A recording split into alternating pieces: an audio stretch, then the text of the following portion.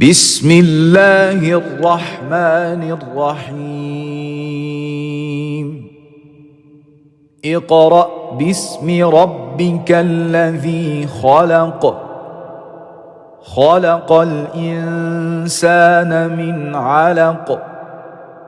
اقرأ وربك الأكرم الذي علم بالقلم علم الإنسان ما لم يعلم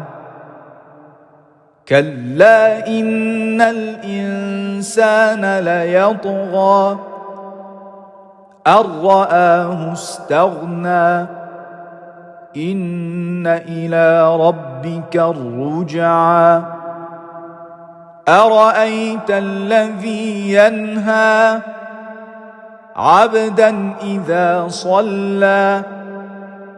أرأيت إن كان على الهدى أو أمر بالتقوى أرأيت إن كذب وتولى ألم يعلم بأن الله يرى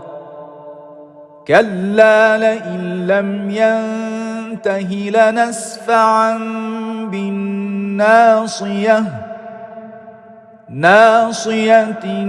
كاذبة خاطئة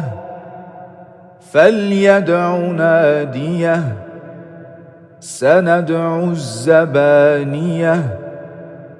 كلا لا تطعه واسجد واقترب